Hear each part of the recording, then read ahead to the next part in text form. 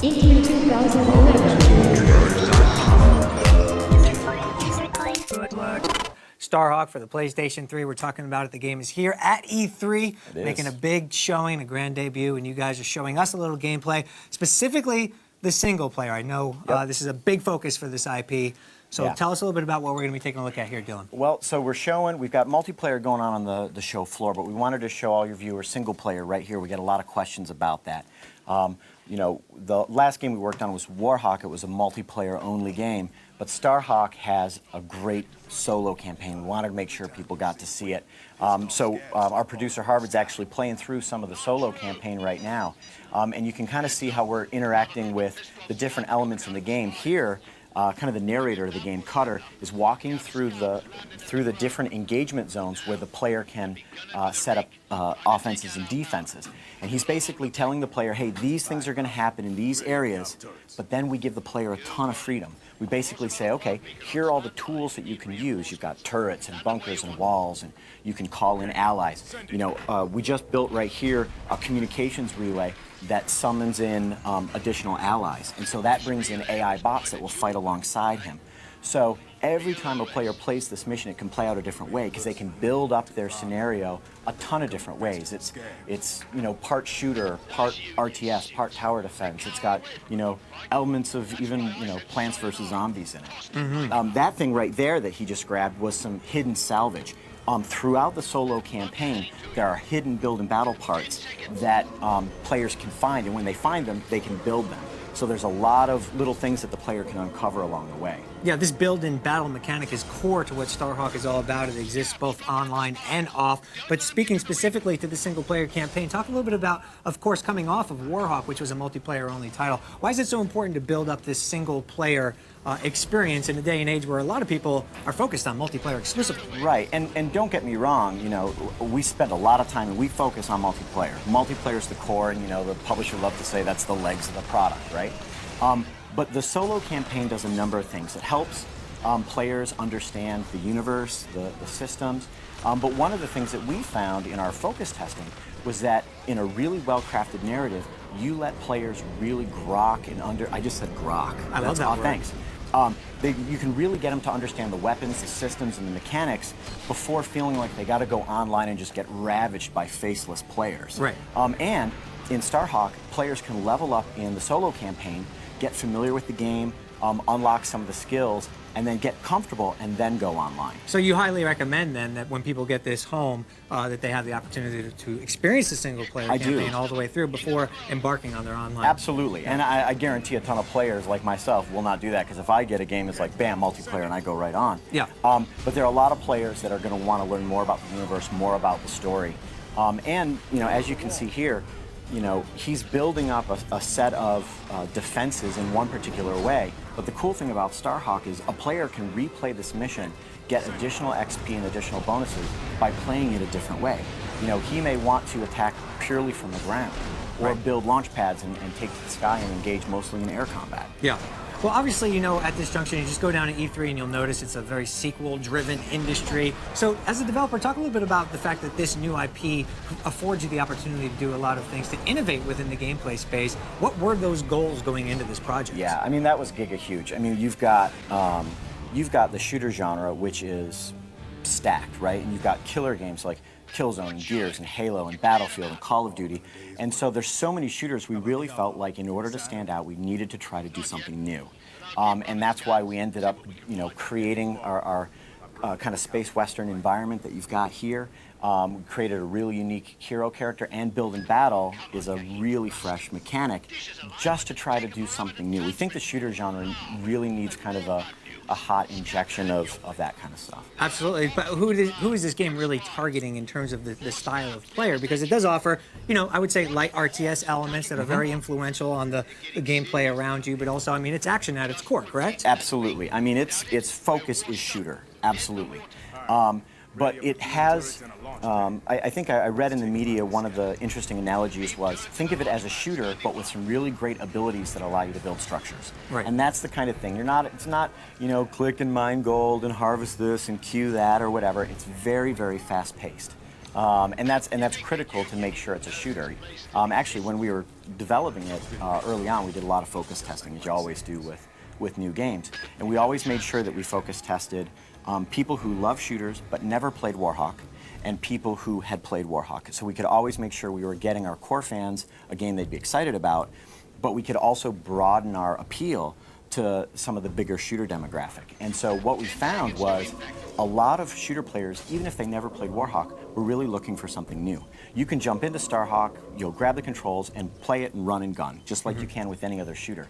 And then as you work your way into the build and battle, it really starts to carve a really unique space. And obviously you have to be compelled to continue, and a lot of that has to deal with being interested in what's going on in the main character. Right. You stay with the main character, and there's a side story about his brother involved as well, correct? Yeah, absolutely. Emmett Graves is a rift salvager. And one of the core elements of our game is the fact that when humans are exposed to rift energy, which is the very currency of the whole build and battle system, they become mutated. And what happened was, early on in Emmett's lifetime, he and his brother were working a rift claim that was run over by a outcast warband, these kind of the mutant humans that were transformed by rift energy. Well, as horrible as it was, his brother got exposed and transformed and became an outcast warrior. And so our story arc builds upon that, and it really sees Emmett as kind of this hired gun rift salvager end up killing and defeating all of these outcast warriors, and it turns out that it ends up pitting him right against his own brother. And so it's this classic Western tale of brother versus brother. And Emmett, at the end of the game, is faced with bringing his own brother to justice. What's left of his brother. What's left of him. Obviously, people are being annihilated all the time here during this action sequence. Right. Talk a little bit about how that's happening with the weaponry. It looks pretty interesting. Yeah, I mean, this is nuts. What you're seeing here is a really neat set of AI behaviors that not only can handle ground combat, but those ground troops know how to get into enemy vehicles, they know how to get into vehicles that you build for them, and at the same time, they know how to transform their brain operations into flying pilots. And so all of the gameplay is incredibly seamless. You know, it's not like a lot of shooters where there's kind of specific key set piece moments where now you're in this and now you're in that. You know, our producer could, you know, after he destroys his slaughtering all those guys on the ground, he could transform that Hawk and take to the skies and fly around. And in fact, you can see in the status bar that shows out all the build and battle stuff in the upper left, that always tells the player what's coming next. So he's got some aircraft coming in. He can hit transform on that Hawk and take to the sky. So there's a lot of opportunity to be unique within the gameplay experience, within the confines of what you've set up here with these RTS elements. Totally. Correct? Yeah, and you can see here, he's got his AI buddies are firing back at the aircraft. But if he wants to take to the sky, he can.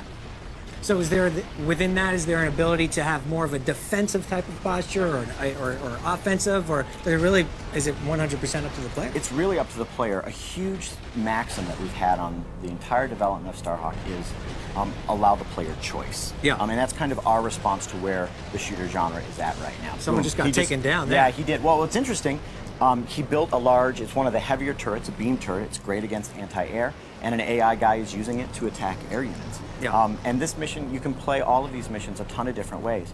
And not only is it cool, like from an emergent perspective, Right.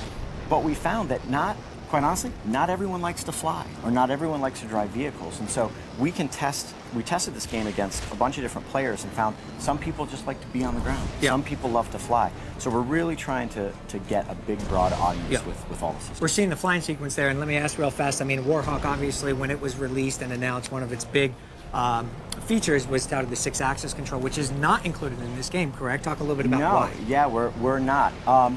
Well, so our perspective on which technologies we choose to adopt is what is absolutely right for the player.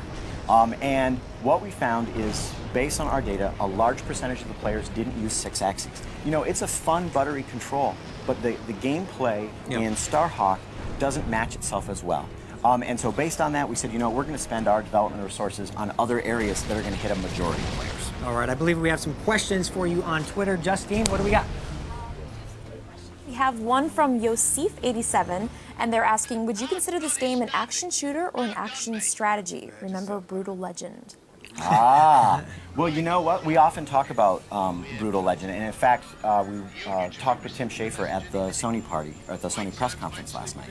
And I think that I loved Brutal Legend, but I think the most important thing there is that you be really upfront with the players, and you let them know. So at the core, we're a shooter, first and foremost.